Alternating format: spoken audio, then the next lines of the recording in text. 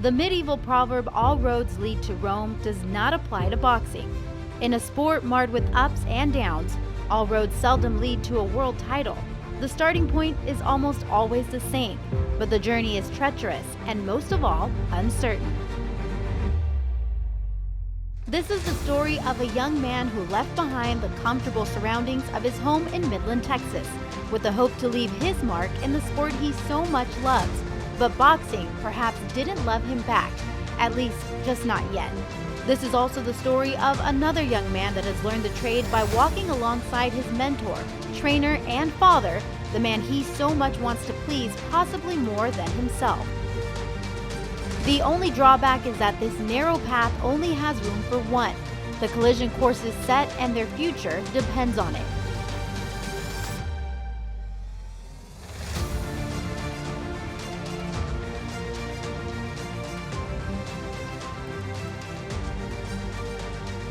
From 8 to 18 years old, boxing at the Midtown Soldiers Boxing Club, and I won a couple nationals, 7 total nationals in Midland, Texas, and then I got noticed and got the opportunity to train out here with my coach and manager now, Danny Zamora, right here at the Santa Fe Springs Boxing Center, and it just took off from there.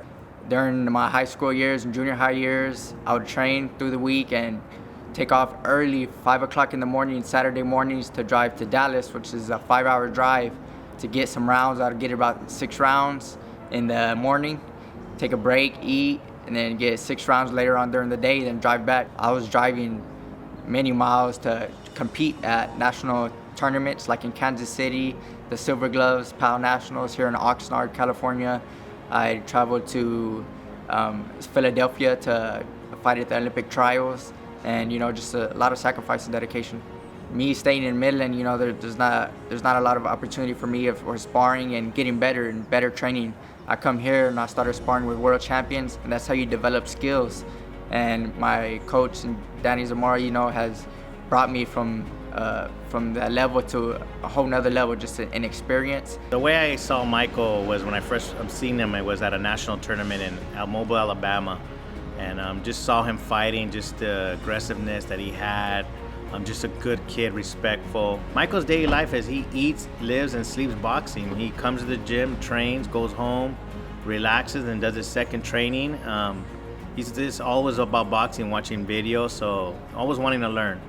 The expectations I have for Michael is just to keep on winning. I mean, we were moving ahead. The main thing is learning all the time. Those are what I expect from him, that he's learning from every fight, comes back to the gym and learns. So those are my expectations, and from there it'll just take him to go with higher things and win a world title. Michael has a great work ethic. He gets up in the morning, does his jogging, does his road work. He comes to the gym, he works hard, he's ready when I come in, he's ready to go. He always wants to learn. He trains with Jerry Arias, who's in strength and conditioning. Pushed into the ground. Throw. Come on, throw. Michael Dutchover is a young man that works because he likes to work. You're never gonna have to force him to get up and run. You're never gonna have to force him to get up and train. You're never gonna have to force him to go work out. The first time I saw him, he was maybe 18, had just graduated high school, and he was sparring in a backyard gym. And the guys around there were pros, and they told me, like, this kid's pretty good, he's from Texas. I'm like, cool. Started talking to him, real quiet, had the twang, the Texas twang, and you saw this kid work. He sparred, then he got done, went and worked the bags. I'm like, okay. And I talked to him a little bit, and you can just tell that for somebody to bet on himself to leave his hometown of Midland, Texas, come to California where he doesn't know anybody, and put himself through what he's gone through, you have to respect that. I first became aware of Michael Dutchover, I think it was between May and July of 2018, so 2 years ago. And the first time I heard his name, or actually saw his name, I was at a private backyard gym, Rafael Sarabia. He has a gym behind his house. It's kind of a secret, but terrific talent from all around Southern California congregates there, and there's great sparring and great training. And I was there to see somebody else and interview a fighter. And on my way out, right by the door, I noticed a whiteboard with a bunch of names on it. And I assumed it was a training schedule or a sparring schedule. And all of the names were either Latino or Eastern European or Russian sounding, except for Michael Dutchover. And I noticed that name Dutchover stood out to me. And I asked somebody, is this somebody from Germany? Is this guy Dutch? You know? And they go, Texas. I'm like, oh, okay, all right. It's either a black dude or a Mexican American with an interesting last name. And they said, this kid can fight. So I'm like, okay. And these are other young prospects telling me, oh, Dutchover can fight. You want to see him? I'm like, okay, cool. I wrote it down on my notepad. I stored it away up here. Maybe 2 months later, I'm watching a Thompson Boxing stream, watching my good friends Beto Duran and Steve Kim. They're calling Michael Dutchover's fight. I didn't get to see much of him. I saw one round, looked pretty good. Nice, a complete little boxer puncher. Second round, he lowers a right hand, boom, starches this guy. Michael Dutchover is something going to come at you, likes to put on a show. And when we first started seeing him on the Thompson cards, like, okay, this kid comes out aggressive, trying to knock everybody out. That's what they all do the first 5-6 fights, especially when you're that young. What I like about Dutchover over the last few years is that he's evolved from being that brawler who's just going to knock you out right away to a real boxer, moving around. He sees somebody hurt, he's not going to just pounce on you and punch himself out of the round and then he's gassed for the next 3 or 4. He is a boxer now. He still has a long way to go to evolve to that elite level, but you see the progression every single time that he's in the ring. And some of the sparring he's gotten here in Southern California, when he was that kid at 18 years old in the backyard garage, to where now he's the main guy, where, hey, they're giving him 4 different sparring partners. There's that old adage of iron sharpens iron, and I've seen Michael spar against some world champions. I've seen him go up against them. And I like Dutchover because he does the work and it translates to fight night. There's a lot of guys that are amazing when they're sparring, but when it's fight night, it's like, where'd that guy go? Like, I've seen this before. He knows how to listen to his coaches and translate the practice, the work ethic into fight night. I consider Dutchover a patient hunter. He's got a good amateur background, and he's a smart guy. So he's not hell-bent on getting the knockout. He likes to set it up. He takes his time. He has a lot of poise and patience for a man his age. I mean, at 21, he boxed like somebody who was 26 or 27 years old. You know, with 9 or 10 pro fights, he boxed like somebody who had 15 to 20 professional fights. That's that patience that I like. Stylistically, I would describe him as a technical puncher or a boxer puncher. He's a stalker. He's aggressive, but it's measured aggression. And I know he's smart. I know he could be even more of a ring general than we've seen. I think since the Sergio Ramirez Martinez knockout, he scored subsequent knockouts. I think he had 5 in a row going into that fight with Matisse. And maybe he fell in love with his power a little bit, because I do suspect that there is, defensive prowess that we haven't seen yet. There's footwork that we haven't seen yet. I'm sure he's working on these finer points of boxing, and we haven't seen it yet. So I'm expecting a good fight with Jorge Marron Jr., and I'm hoping the fight goes round so we can see those extra wrinkles to Dutchover's game. But I would consider Michael Dutchover a boxer puncher. Not too long ago, we went to Midland, Texas to put on a show with Michael Dutchover, who is the man in Midland, Texas. Most sought after young guy, everybody knows him. We were received with open arms by everybody. The hacienda where we had the fight was packed that night, and it was very exciting. Probably one of the most exciting fights I've ever been to. That was a tough fight, and I give a lot of credit to Team Dutchover for taking that fight. I think Michael was above where he was expected to be, but he was hanging. He was doing well. Obviously, he's the main event. He's the favorite. he should have won that fight. Was it stopped too soon? Controversy back and forth because of the cuts. But you saw Dutchover was in with a veteran who was giving him fits, which is what young fighters need. Michael's loss to Matisse was a bit difficult to swallow for how it happened.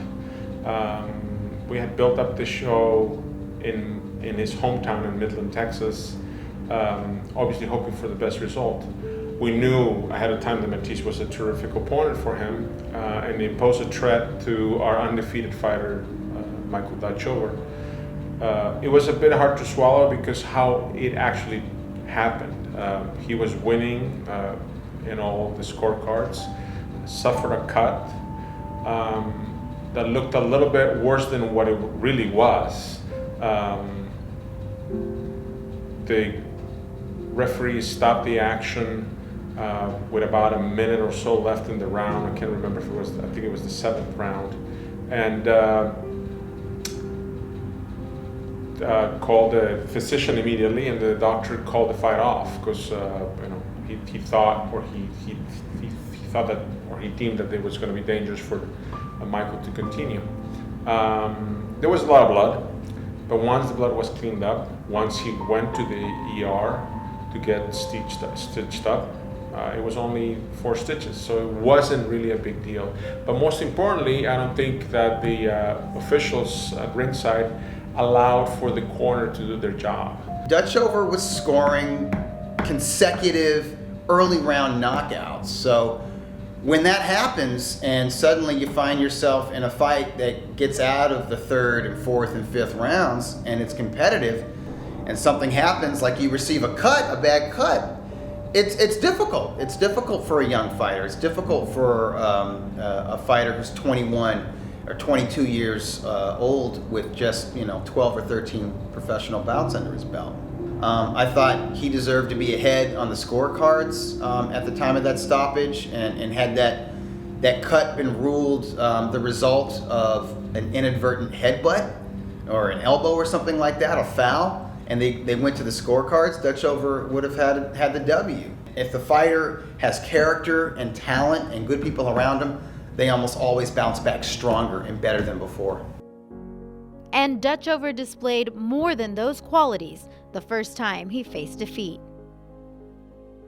It was amazing to see how Michael protected Matisse right after the fight. Because of the decision and how it took place, everybody in the crowd, which was very close, and there were some seats on an upper level that actually had a perfect straight line to the ring. Some people started throwing stuff into the ring because they were protesting the decision and the way that the fight ended. It took a lot of umbrage and maturity for Michael, who had just lost his undefeated record, lost in front of his family, lost in front of his friends. He could have been frustrated, he could have been devastated. He was, obviously, but it took a lot of him maturity to actually get out of that moment and jump across the ring and go to the other side and grab Matisse by the shoulder, embrace him, and wave at the crowd to stop doing whatever they were doing. I actually had a conversation with Michael's parents right after the fight, and I said, it was a terrible loss and what have you, but I said, you have to be proud of your son, and I'm actually proud of how you raised him, because he had the mental ability to put everything aside and protect somebody that was in his hometown. And that actually showed me the type of character that Michael has, the type of person he is, the type of man he is.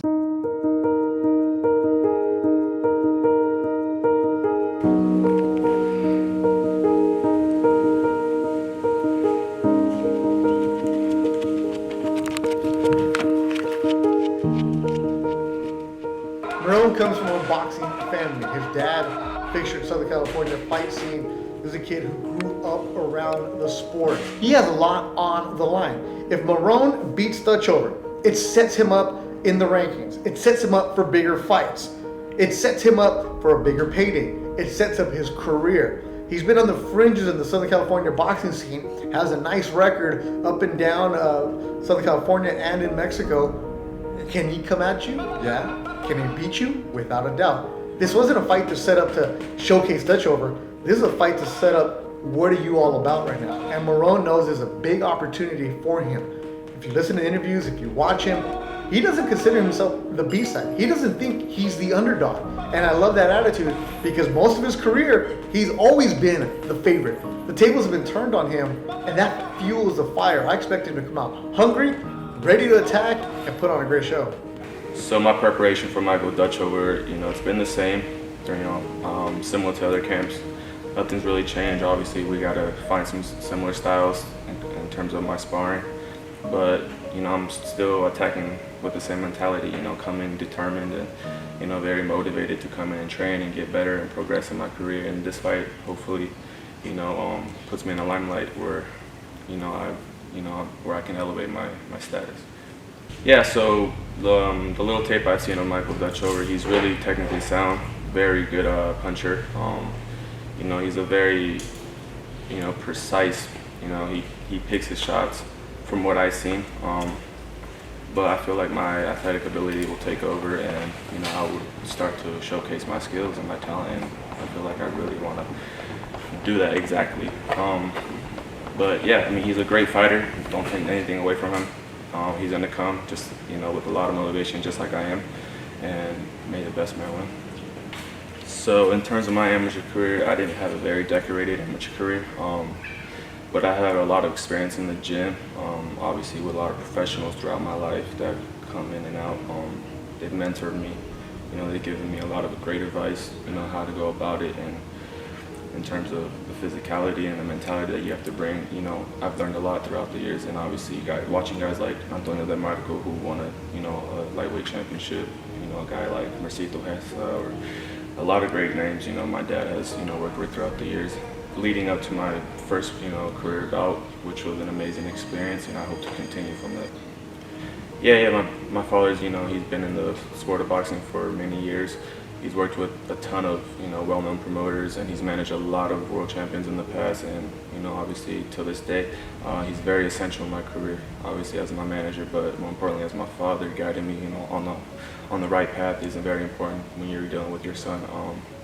But yeah, he's very essential, and I'm glad to have him.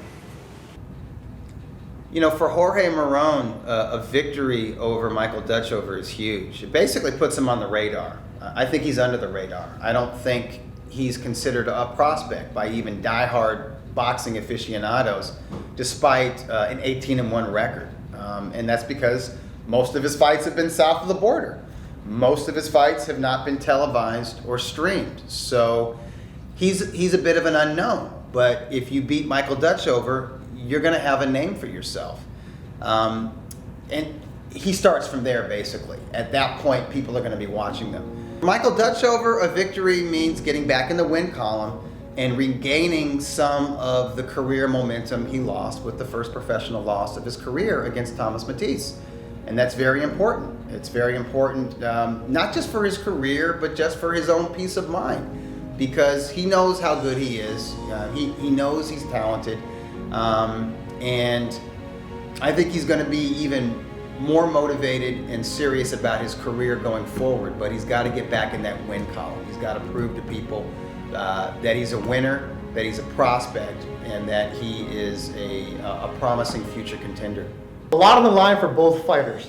Dutchover coming off his only loss. How will he react getting hit for the first time since then? If he's cut again, how will he react? What's going to happen? Dutchover lost in his hometown in front of all his friends and family, where it was set up for him to come out the conquering hero. Marron, it's, hey, nobody's giving me a shot. I'm coming for the big upset. This is a fight where it's going to be action-packed. It's going to be a go from the moment the bell is struck, and they're going to go after it. It's none of this feeling out, because they know if they come in and they go the distance and it's kind of a snoozer, who wants to see him again? Nobody, right? Be completely honest. You come in and you put on a show. You're going to win some fans. It's the only show going on that Sunday. You're opening up your career to a lot of eyes. They have to come out, they have to perform, and they have to get after it. I expect them to be in the center of the ring, slugging, going back and forth, but two guys that might be young, but they have a lot of experience. They know how to box, they know how to give you the different angles, they know how to make things difficult for each other. I really like the matchup of these two young fighters because neither of them feels like they're going to lose. That attitude is what makes fights.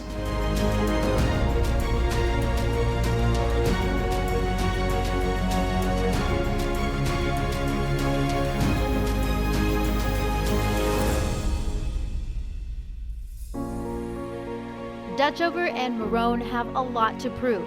They will battle for recognition. They will fight for vindication, knowing full well that not being at their best could derail years of preparation. Their dreams, still intact for now, will only begin to shape up once they meet in the center of the ring.